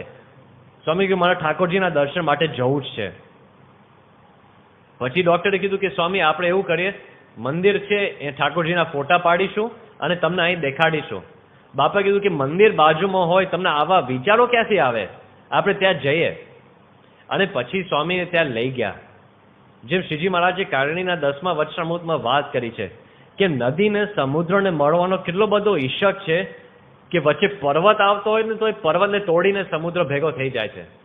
એવી રીતે બાપાને ઠાકોરજીને મળવાનો એટલો બધો ઈશક છે, ભગવાન સુધી પહોંચવાનો એટલો બધો ઈશક છે. હજારો અંતરાય હોય, હૃદય ના પાડતો હોય, શરીર સાથ ના આપતો હોય તોય મારે જવું જ છે. અને સ્વામીને લઈ ગયા. આ દિવસના કોઈ ફોટા નથી, કોઈ વિડીયો નથી, કારણ કે સ્વામીને લઈ ગયા આખી હોસ્પિટલને સાથે લઈ ગયા છે. સ્વામીના હાથમાં છાતી ઉપર બધા પેલા યંત્રો બધા ગોઠવેલા હતા. પાછળ ડોક્ટર લેપટોપ ઉપર તાત્કાલિક બધું જોતા હતા કે બધું બરાબર છે કે નહીં. યુવકો જે દર્શન માટે આવેલા એમને કંઈ ખબર નહીં. સ્વામી આ પરિસ્થિતિમાં ઉપર ઘુમ્મટમાં પધાર્યા અને યુવકો ઘુમ્મટમાં ક્યારના બેઠા હતા. એમને બહુ ખબર નહીં કે શું રાત્રે પ્રસંગ બન્યો છે, એટલે એમને મૂર્તિપદ ઉઠાવ્યું કે તમારી મૂર્તિ વિના મારા નાથરે બીજું મને આપશોમાં. એક બાજુ કરુણ રસનો પ્રસંગ, આવું દ્રશ્ય, અને બીજી બાજુ આવું કીર્તન. એટલે વિવેક સાગર સ્વામી એકદમ ગડગડા થઈ ગયા અને બાપા પાસે જઈને વાત કરી અને એ તો એકદમ રડી પડ્યા. બાપા પણ એકદમ ગડગડા થઈ ગયા અને પછી સ્વામીએ ઠાકોરજીના દર્શન કરીને રૂમમાં પધાર્યા. તાત્કાલિક નિર્ણય લીધો કે સ્વામીને પાછા મુંબઈ જવું પડશે. મુંબઈ જાય તો સારી સારવાર થાય. મુંબઈ ગયા, 8 મહિના રહ્યા અને સ્વામીના મનમાં એક જ આલોચ કે આ બધું થાય છે પણ મારે મુંબઈ હવે રહેવું નથી, મારે તો સારંગપુર જ જવું છે. મુંબઈમાં ઘણું કરીને સંતોને કહી જ રાખેલું હતું કે હવે હું જઈશ તો હું પાછો કોઈ દિવસ આવવાનો જ નથી. મુંબઈ મારે હવે આવવાનું નથી થવાનું, મારે સારંગપુર જ જવું છે. 2012ની સાલમાં સ્વામી બોલતા હતા. સારંગપુર આવ્યા. સારંગપુર આવે તો એ સ્વામીની તબિયત એકદમ સ્વસ્થ નહોતું. તો સ્વામીની તબિયત સારી નહોતી. એકવાર એવો વિચાર હતો કે આપણે સ્વામીને અમદાવાદ લઈ જઈએ અને ત્યાં આપણે બતાવીએ. તો એક દિવસ માટે સ્વામીને લઈ જવાનું હતું. ઘણાને ખબર નહોતી, કેટલાને ખબર નહોતી. સ્વામી એ દિવસે વહેલા જાગી ગયા, પરવાડીને નાસ્તો કરતા હતા. બાજુમાં વિવેક સાગર સ્વામી બેઠા હતા. કૃષ્ણ વલ્લભ સ્વામી જ્યારે થાળ લઈને ગયા, બાપા વિવેક સાગર સ્વામીને નજીક બોલાવ્યા કે તમે સાથે આવવાના છો? વિવેક સાગર સ્વામીને ખબર નહોતી કે ક્યાંક જવાનું છે. એટલે એમને કહ્યું કે બાપા આપણે સાથે જ છે ને, 45 વર્ષથી આપણે સાથે જ છે, ક્યાં હવે સાથે જવાની વાત છે? એવું કે આજે અમદાવાદ જવાનું છે. એટલે વિવેક સાગર સ્વામી એકદમ આમ પૂછવા માંડે કે કેમ જવાનું છે, શું છે આયોજન? બાપાએ એમનો હાથ પકડીને વાત કરી કે જો આપણે અમદાવાદ એક દિવસ માટે જવાનું છે, તમે સાથે આવશો ને? વિવેક સાગર સ્વામી કે બાપા હું સાથે જ છું. અને એક દિવસ જઈને પાછા આવ્યા સાંજે. અને પછી ડોક્ટરે એવો નિર્ણય લીધો કે સ્વામી પેસમેકરનું ઓપરેશન કરે તો સારું. એટલે સ્વામીને ફરી વાત કરી, વિનંતી કરી કે આપણે સ્વામી થોડા દિવસ માટે અમદાવાદ જઈએ. સ્વામીના મનમાં હતું કે હવે સારંગપુર જ રહેવું છે, પણ ડોક્ટરનો આવા થોડો આગ્રહ હતો અને સ્વામીને ખબર હતી કે સ્વાસ્થ્ય માટે સારું છે, આ કરી એટલે વધારે સુખ અપાશે. સ્વામીએ સંતો હરિભક્તોને વાત કરી કે હું 7 દિવસ પછી આવીશ, અઠવાડિયા 10 દિવસ કરીને હું આવી જઈશ. સ્વામીએ સારંગપુરથી વિદાય લીધી અને સ્વામીએ કીધું હોય કે અઠવાડિયા 10 દિવસમાં આવવાનો છું. એટલે આ બાજુ સારંગપુરમાં 24 કલાક ધૂન ચાલુ થઈ. 24 hours, રાતના 1, 2, 3 વારા જ પાડ્યા હતા. 24 કલાક ધૂન ચાલુ રહે. અને કેટલાક સંતો ઢારણા પારણા, કેટલાક લિક્વિડ, કેટલાક પારક, આવા 12 દિવસના નિર્જળા ઉપવાસ બધા ચાલુ કરી નાખ્યા હતા કે સ્વામી 7 દિવસ કે 10 દિવસમાં પાછા આવશે તો આપણે પછી દર્શન કરીને પાણી લઈશું. પણ હવે 7 દિવસ પસાર થઈ ગયા, 10 દિવસ પસાર થઈ ગયા, 15 દિવસ પસાર થઈ ગયા, સ્વામી આવે નહીં. અને સ્વામી ત્યાંથી કોઈ સમાચારે ના મોકલે કે હું 2 દિવસમાં આવવાનો છું કે અઠવાડિયામાં આવવાનો છું. એટલે ગુરુ પૂનમનો ઉત્સવ આવ્યો અને ગુરુ પૂનમના ઉત્સવ ઉપર બધા સંતોને ત્યાં લઈ ગયા. સારંગપુરથી બધા અમદાવાદ ગયા. ચાલો ઉત્સવમાં નારાયણ મુનિ સ્વામીએ સ્વામીને જમણી બાજુ આવીને સ્વામીને પ્રશ્ન પૂછ્યો કે સ્વામી આ સારંગપુરના સંતો બેઠા છે, કેટલાકે ધારણા પારણા ચાલુ કર્યા છે, કેટલાકે હવે એકટાણાના વ્રત ચાલુ કર્યા છે, અને સારંગપુરમાં રાતના 1-2 વાગે સુધી પણ ધૂન ચાલે છે. 24 કલાકની ધૂન છે. એટલે 24 કલાકની ધૂન એક દિવસ કે 2 દિવસ ચાલે, પણ પછી તો બહુ ચાલે તો થાકી જાય, ઊંઘ જ નહીં. અને એમાં પાછા વ્રત, એટલે ક્યારે પધારવાના છો? સ્વામી કે બધાને કહી દો વ્રતની સમાપ્તિ કરી નાખે, અમે થોડું રોકાવાના છે. એટલે ત્યાંથી સ્ટેજ ઉપરથી સ્વામીએ વ્રતની સમાપ્તિ કરાવી. બધાને હતું કે કેટલું રોકાય, કેટલું રોકાય, પણ મહિનાઓ સુધી સ્વામી રોકાયા. અને 2013ની સાલ આવી. ફેબ્રુઆરી મહિનામાં સ્વામી રૂમમાં બેઠા બેઠા નિર્ણય જોયા કરે. નિર્ણય ઉપર 2 પાના ફેરવે એટલે માર્ચ મહિનો દેખાય. અને માર્ચ મહિનામાં આવે શું?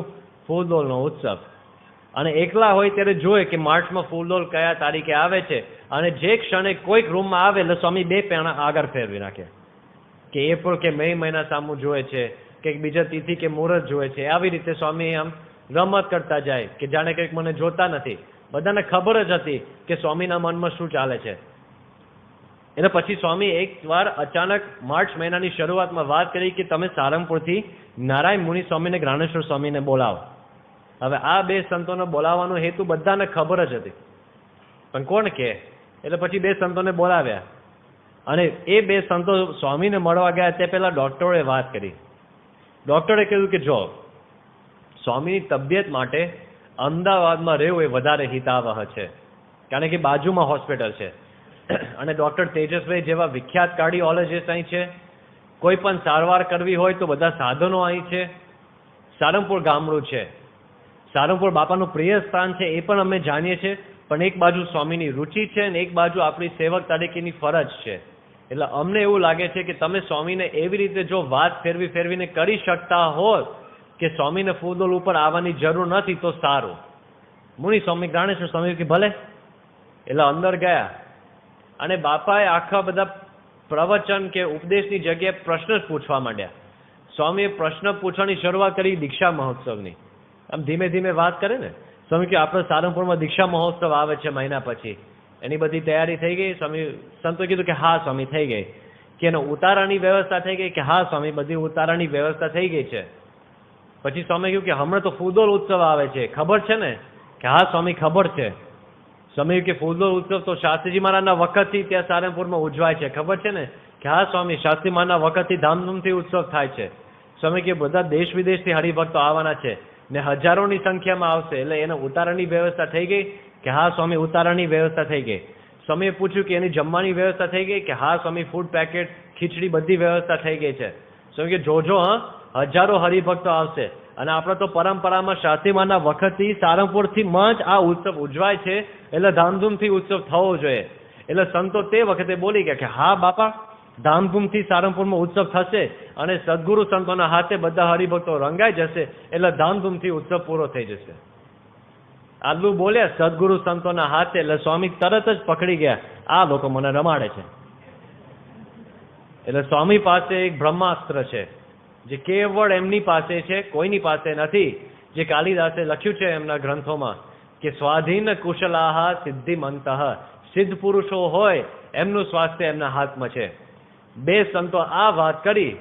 સ્વામી એ બેને દેખતા જ પોતાની આંખો ઢાળી અને ખુરશીમાં પાછું મોઢું કરી નાખ્યું અને બીપી ઘટાડી દીધો.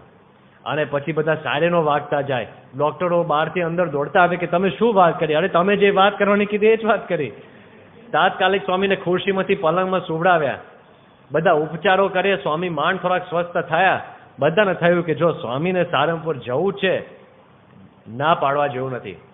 એમને જવું છે એટલે આપણે બધી વ્યવસ્થા કરવાની. ફૂલદોલના 2 દિવસ પહેલા સ્વામીને આવવાનું હતું અને સ્વામીનો બધો સામાન સારંગપુર આવી ગયો. કૃષ્ણવલ્લભ સ્વામી આવી ગયા હતા, રસોડાનું ઘણું સામાન આવી ગયો હતો અને બીજા બધા કેટલાક સંતો આવી ગયા હતા. અને આ બાજુ સારંગપુરમાં બાપાનો ઉતારાની વ્યવસ્થા થઈ ગઈ અને આ બાજુ અમદાવાદમાં સ્વામીનો ઉતારો ખાલી. સ્વામીએ છેલ્લે ત્યાં ઠાકોરજીના દર્શન કરવા માટે ગયા, ઝરૂકામાં પધાર્યા અમદાવાદમાં અને ત્યાં અક્ષરવત્સ સ્વામીએ વિદાયના વાત કરી કે સ્વામીએ તો અઠવાડિયાની વાત કરીને આવ્યા અને 10.5 મહિના સુધી રોકાઈને આપણને લાભ આપ્યો છે, આપણે સ્વામીનો આભાર માનીએ છીએ. સ્વામી રૂમમાં ગયા, સ્વામીએ પાઘ પહેરીને સ્વામી બહાર નીકળવાની તૈયારી કરતા હતા. હવે એક જ કામ બાકી હતું, આ લાઇટની સ્વિચ પાડીને ગાડીમાં બેસવાનું. એમાં યોગીચરણ સ્વામીએ વાત કરી કે સ્વામી આપણે હવે 10.5 મહિના પછી ગાડીમાં બેસવાના છે, આ ગાડીની મુસાફરી આપણે કરવા માંગીએ છીએ, તો એકવાર હું પલ્સ અને બીપી આ બધું તપાસું અને બધું યોગ્ય છે એટલે આપણે નિશ્ચિંત થઈ જાય. એ ભાવથી વાત કરતા હતા. સ્વામી કીધું કે તમે કરો અને તપાસ કરીને ખબર પડી કે બધું અનિયમિત છે. એટલે એમને સ્વામીને વાત કરી કે સ્વામી અત્યારે સારું નથી. સ્વામી કે ધૂન કરો. એટલે ઠાકોરજીને લાવ્યા અને સ્વામીની આગળ તપોવત સ્વામી તે વખતે ઠાકોરજીના સેવક હતા, એ ઠાકોરજીને લઈને બેઠા હતા અને આજુબાજુ સ્વામી હજી પાઘ પહેરી રાખી છે અને બધા ધૂન કરે અને સ્વામી ધૂન કરે કે સારંગપુર હે હરિકૃષ્ણ મહારાજ સારંગપુર લઈ જાઓ, હે ઠાકોરજી સારંગપુર લઈ જાઓ, સ્વામિનારાયણ સ્વામિનારાયણ સ્વામિનારાયણ સ્વામિનારાયણ. 5, 10, 15 મિનિટ સુધી ધૂન કરી પણ બીપી માપમાં ના આવ્યું. યોગીચરણ સ્વામી હાથ જોડે કે બાપા મારી વિનંતી છે, આપણે થોડું રોકાય તો સારું. બાપાએ પાક કાઢી કે ભલે. સ્વામીના મનમાં હતું કે ચલો આજે નથી ગયા તો કાલે જઈશું. બધો સામાન સારંગપુરથી પાછું રિટર્ન બેક ટુ પવેલિયન. અને આ બાજુ બીજે દિવસે સ્વામીએ તપાસ કરી, ખબર પડી કે લંગ એટલે કે ફેફસામાં ઇન્ફેક્શન છે. 7 દિવસ ઓછામાં ઓછા 7 દિવસ સુધી કોઈ મુસાફરી નહીં થાય. એટલે ફૂલદોલનો ઉત્સવ ગયો. સ્વામી થોડા ઉદાસ થયા, પણ સ્વામીના મનમાં હતું કે હજી દીક્ષા મહોત્સવ થશે સારંગપુરમાં. એમાં વચ્ચે પ્રસંગ એવો બન્યો કે આપણે ગરડામાં ઘણા વર્ષોથી એક કેસ લડતા હતા અને સ્વામીએ પણ ઘણા કલાકો સુધી આનો માટે ઉપવાસ પણ કરેલા, ધૂન પણ 8-8 કલાકની ધૂનો સ્વામીએ પોતે કરેલી. અને એ કેસનો ચુકાદો આવ્યો અને આપણા તરફેણમાં કેસનો ચુકાદો આવ્યો એટલે આ બાજુ સારંગપુરમાં તો જય જયકાર. અને રાતના 11:15 વાગે નારાયણ મુનિ સ્વામીએ બાપાને ફોન કર્યો અને બધા સંતો બેઠા હતા. 300 સંતોની સભામાં સ્પીકર ફોન ઉપર સ્વામી સાથે વાત થાય કે સ્વામી કાલે અમદાવાદમાં મોટો આનંદ ઉત્સવ કરવાના છે, તો અમે બધા ત્યાં આવીએ. સ્વામી કહ્યું કે ના. હું ના? કેમ ના પાડો છો? હાથ પાડવાની હોય ને. સ્વામી કે ના. તો મુનિ સ્વામી થોડાક આમ ગભરાઈ ગયા ફોન ઉપર કે ના પાડે છે. કે કેમ બાપા? કાલે હું ત્યાં આવું છું. એટલે મુનિ સ્વામી સીધા બહાર કે હવે સ્પીકર ફોન ઉપર વાત કરવા જેવી નથી કે બાપા તમે કાલે અહીં આવવાના છો, કેવી રીતે આવશો? ડોક્ટર હા પાડે ને શું બીમારી ને આમ ને તેમ. પછી ખબર પડી કે સ્વામીનો એટલો બધો ઉત્સાહ કે હું કાલે ને કાલે ત્યાં આવી જાઉં. તો પછી બધા સંતો ગયા. સ્વામીએ બધા સંતોને જોયા, ભદ્રે સ્વામીને મળ્યા, કેટલા સંતોને મળ્યા અને સ્વામી કીધું કે હવે સારંગપુર આવું છે તો સદૈવ સારંગપુરસ્ય રમ્ય સુમંદિરે અક્ષરધામ તુલ્ય. સારંગપુર આવશો તો કાયમ માટે રહેવું છે. તો ક્યારે આવશો? કે આપણે દીક્ષા માટે. સ્વામી કીધું કે દીક્ષામાં આવવાનું છે. પણ સ્વામી બીમાર ને બીમાર જ રહ્યા અને છેક સુધી બીમાર રહ્યા. દીક્ષા મહોત્સવ હવે અમદાવાદ આવી ગયો અને સ્વામી દીક્ષા મહોત્સવના દિવસે રૂમની બહાર આવ્યા અને સ્વામીના ભોજન હોલ તે વખતે મેડિકલ રૂમમાં ફેરવી નાખ્યું, જે જૂનો ભોજન હોલ કહીએ આપણે. અને એમાં બધા નવા સંતો પાર્ષદો માટે ધોતિયા ગાત્રિયા મૂક્યા હતા. વિવેક સાગર સ્વામી હાથમાં થાળી લઈને ઊભા હતા અને સ્વામીને વિનંતી કરી કે સ્વામી તમે આ બધા નવા વસ્ત્રો ઉપર પુષ્પવૃષ્ટિ કરો, પ્રસાદી ના થાય. સ્વામી કે શેના માટે? કે સ્વામી દીક્ષા મહોત્સવ છે. એ ક્યારે? એટલે વિવેક સાગર સ્વામીને થયું કે બાપા ભૂલી ગયા હશે કે બાપા આજે આપણે દીક્ષા મહોત્સવ છે. સ્વામી કે ક્યાં? કે સ્વામી અહીં અમદાવાદ સભા મંડપમાં. સ્વામી કીધું કે લે આપણે સારંગપુરની વાત કરતા. એટલે વિવેક સાગર સ્વામી કહ્યું કે સ્વામી આપણે અમદાવાદમાં હવે નિર્ણય આવી ગયો છે. બાકી આ અમદાવાદી ખરા છે, આખો ઉત્સવ ખેંચી નાખ્યો આપણો. આવું બોલ્યા સ્વામી કે અમદાવાદી ખરા, આપણો ઉત્સવ ખેંચી નાખ્યો. સ્વામી રીતસર આપણે દેખાય કમ અને બધા વસ્ત્રોને પ્રસાદી ના કર્યા, કારણ કે એમના અંતરમાં કે સારંગપુર જવું છે, સારંગપુર જવું છે. અને સ્વામી બીમાર હતા, ઇન્ફેક્શન હતું અને બધું અનિયમિત હતું. એટલે ડોક્ટરે એ નિર્ણય લીધેલો કે કોઈ દીક્ષાર્થી અંદર સ્વામીની મુલાકાત ના લે. બહાર કાચના કેબિનમાંથી, કાચના કેબિનની અંદર સ્વામી હોય ને બહારથી પેલા દીક્ષા લે. સ્વામી પહેલા દીક્ષાર્થીને જોયા ને અને ઇન્સ્ટન્ટ બધા સ્વામીના હૃદયના ધબકારા સુધારા ઉપર આવી ગયા ત્યાં ને ત્યાં. અને સ્ટેજ ઉપર જ ચાલુ દીક્ષામાં નિર્ણય લેવાયો કે આ જેટલા દીક્ષાર્થીઓ છે ને અત્યારે બધા અહીંથી એકવાર પસાર થઈ ગયા, અત્યારે બધાને સ્વામી પાસે લઈ જાય. સ્વામીનું હૃદય બધા સાધુ હરિભક્તોને જોઈને કેટલા આનંદમાં આવી જાય છે. એમનું સ્વાસ્થ્ય ત્યારે સુધરી જાય છે. સ્વામીના મનમાં હતું કે સારંગપુર જવું છે. અને દિવસ આવ્યો 5 મે 2013. સ્વામી પથારીમાં જાગ્યા. પહેલી વાત કરી સેવકને કે તું મને ગમે તેમ કરીને સારંગપુર લઈ જા. નારાયણચરણ સ્વામી કહ્યું કે બાપા મારા હાથમાં નથી, આપણે ઈશ્વર સ્વામીને વાત કરીએ. એટલે ઈશ્વરચરણ સ્વામીને તાત્કાલિક બોલાવ્યા. ઈશ્વર સ્વામી આવે. હજી બાપાએ તો સ્નાને નથી કર્યું, પથારીમાં હજી સૂતા છે. બાપા કહે કે તું મને ગમે તેમ કરીને સારંગપુર લઈ જા. ઈશ્વર સ્વામી કે બાપા મારું કામ, આપ સ્નાન કરીને પધારો એટલી વાર. એટલે બાપા સ્નાન કરવા માટે ગયા. એટલામાં ઈશ્વરચરણ સ્વામી, યોગીચરણ સ્વામી, ડોક્ટર વીપી, યોગ વિવેક સ્વામી બધાને ભેગા કર્યા અને રૂમમાં બધાને લાવ્યા. બાપા પરવારીને આવ્યા અને લગભગ 11:30-12 વાગ્યા હતા. 12 ઉપર થઈ ગયા હતા, 12:15. અને પછી ઈશ્વરચરણ સ્વામીએ પ્રસ્તાવ મૂક્યો કે બાપા આપને ક્યાં જવું છે? સારંગપુર, અલ્લાદરા, ગરડા, ગોંડલ કે બોચાસર? શાસ્ત્રીજી મહારાજના 5 શિખરબદ્ધ મંદિરના નામ લીધા. બાપા કહ્યું કે મારે સારંગપુર જવું છે. એટલે યોગ વિવેક સ્વામી બાપાની બાજુમાં ઊભા હતા.